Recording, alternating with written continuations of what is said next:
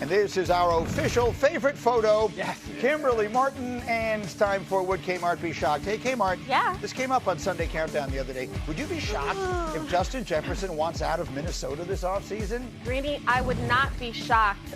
Listen, Justin Jefferson could literally be talking like A.J. Brown right now, but so far he's been quiet. But think about it. He's put up numbers with Kirk Cousins, Josh Jacobs. He's played with Nick Mullins, like Carson Wentz. And now it just is not working in Minnesota. The guy is so good. He needs a quarterback who can get him the football. It's very simple. Perhaps it was Brosmer was a bridge too far for Justin Jefferson. Next, would you be shocked if Burrow and the Bengals come all the way back and win the division? Greeny, not shocked. Are you kidding? Joe Burrow, I believe in that quarterback. Listen, there's something about him on the field. He's a mercenary. He's a killer. He just goes after things and gets it done. Now, did they dig themselves a very deep hole? Yes. But last year, the same Bengals team in Week 18 had a chance to make it, and the AFC North, we know, is not that great of a division. Bengals are going to win that division at 8-9. Write it down. I've been saying it for 2 weeks. Last, would you be shocked? This would be a shocker if this proves to be Mike Tomlin's last season in Pittsburgh. Okay, put up all the Kmart faces you've ever seen. I would be shocked, actually. And I understand there's been a lot of talking by former teammates and fans. They're sick of it. But think about it. If they let go of Tomlin, who are you replacing him with? You got to have that answer to the question. And we already know Mike Tomlin, he'll be a hot commodity on the street. I just wonder if this is the time that they move on. I don't see it. Okay, it would be shocking. Whether it makes sense or not, it would be shocking. And what she's referring to when she says former Steeler legends, I'm going to play you James Harrison and Ben Roethlisberger on their respective podcasts talking about the possibility after all these years of a change in Pittsburgh. The Steelers historically don't move on from coaches. But I think it's time that history be made. I'm going to be a Steeler fan for life, bro. But I like to be a Steeler fan that believes we can win a game and doesn't just hope we can win a game. And right now, I done lost hope. It's being talked about around here a lot. Maybe it's time. Maybe it's a clean house time. Maybe it is. Maybe it's time. And I like Coach Tomlin. I have a lot of respect for Coach Tomlin. But maybe it's best for him too. Sure. Maybe a fresh start for him is what's best. I've heard that in so many places, because Peter, I know you're going to make the point, and Shefty made it earlier this week.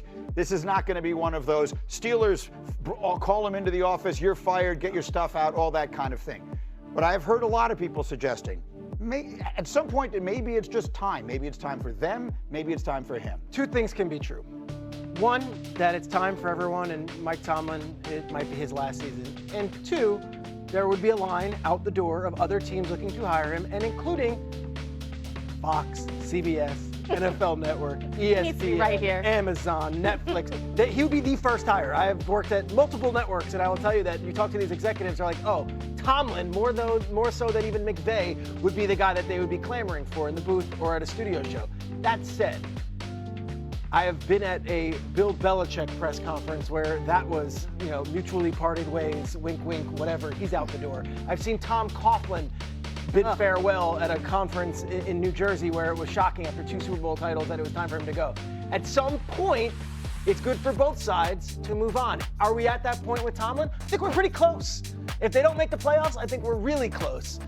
It feels like he's coaching for his job right now. And maybe I'm buying into all this hype that's being ginned up. But once the former vets, the superstars, the past legends start talking about it, the fans are chanting it, and they have their Ravens, the rivals, the Ravens coming into town, losing this game and falling even further below, falling below the Ravens. Right now, they're tied for first place. Yes. And maybe missing the playoffs. I think you start the armor that Mike Tomlin has always had is like this team always over 500. This team always makes the playoffs. We start getting close to a time where he doesn't, and the noise keeps getting louder, and even the people who would won Super Bowls with him are making a noise. I think it becomes a problem. Go ahead, Jeff. Yeah, I mean, like the whole thing, even if you make the playoffs, right? I mean, even if they somehow squeeze in at 9 and 8 or whatever it is, I'm just not sure it still makes sense. And the reality is, players get moved. It's kind of a double standard in my opinion, right? Like as I think about this, it's, Tom Brady got let go. Peyton Manning got let go. Both went to their other teams and won Super Bowls, right? It's not the end of the world when it's time to move on, right? So as I think about what has happened, they haven't won a playoff game since 2016. The standard is the standard. That's all I've ever heard about Pittsburgh, right? The standard. They put a lot of money in their defense. Their defense is bad. The playoff games they have made, y'all, they've been down by 21 points in all of those games. And they lost the 3 by 14, 14, and 21. So even if you're making the playoffs, you shouldn't. You're not good enough. If the standard is the standard, this was not like a team that you didn't think was going to win this year. And they went and they got Aaron Rodgers. They got a good defense, the most expensive defense in the league, and their defense is terrible. So however you want to frame it, whoever's responsibility it is, something has to change in Pittsburgh. I just find it funny that Jeff, who's always defending the coaches, For sure. is now like this doesn't work. I think the problem in Pittsburgh is that they decided to go all in, which is very uncharacteristic. And they were praised for doing that. Like finally, not standing pat, like going after the veteran quarterback, signing TJ Watt. If they didn't pay TJ Watt, a lot of people at this desk would probably be like, why aren't they paying TJ Watt? Right. He's one of the best defensive DK players Metcalf. ever. And They DK did a lot of Metcalf. things, They did yeah. a lot of things, and it just didn't work. They're not. I just don't know a franchise that has had 3 quarterbacks since 1969. Coaches. Coaches. I'm sorry. Yeah. Since they've had way more quarterbacks. Yeah, they've had more than 3 quarterbacks since 2023. I just find it hard to believe that this franchise will move on from him. When you look at the team, the next coach, what is he going to do with this roster? That's the question. See, it's so easy, and just go right down the road, right? They're in Pittsburgh. Go right down the road to State College. Get rid of the guy. Get rid of the guy. Get rid of the guy. Okay, they got rid of the guy. Uh-huh. Well, now what? Now what? Now where are you going? Sometimes change for change's sake is a good idea. I get that, but as one who roots for a team that has had 3 head coaches since the beginning of last year, that's no fun either. I will. There's a better option isn't always out there. But then to bring it all back again next year and do this again, Right. it's almost, the definition of insanity is repeating the same thing over That's and true. over again. Right. Yeah. I covered Andy Reid when he was in Philadelphia, and I think Right. Andy was a little surprised that at the end of the day it was over. That said, Andy Reid went to 6 conference championship games, and he was shown the door. It's possible to say goodbye at a certain point. There's no guarantee that you'll be better, Yeah. but it does feel like there's a pretty sure guarantee that you're not going to get better than what you've done up to this point. It's been a long enough stretch. If what you've done so far is fine, then it's fine. If it's not, something's got to change or it's not going And to. can we say this? And it might get worse. Right. It might get worse. Because I'll say this about Kmart. You're talking about like the coaches.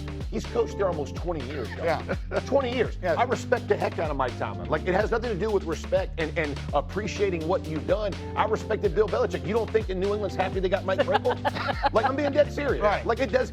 It has nothing to do with Belichick being the best coach in the NFL history. It's about what can you do with what's there, and there's a fresh voice and a fresh Is it thought needed? change. Yeah. Yes. The flip side of that, however, is how do you think Tennessee You're feels jaded, about bro. firing Mike You're Vrabel? jaded, I'm just saying. bro. You fire somebody, you damn well better have a better Agreed. option Agreed. It's waiting for you. And I don't know Hold that out that's there, man. necessarily so easy to find. Okay, we're rolling on. So much more to do. You're a Chiefs on the brink. Listen, that's starting for life. Mahomes outduel the league's best defense and keep their playoff hopes alive. Plus, the rankings. Fascinating last night. Razor-thin margins. Is Bama safe? What's going to happen with Notre Dame, Miami? You need these answers from Heather and Paul, who will join us because they know all. They're next.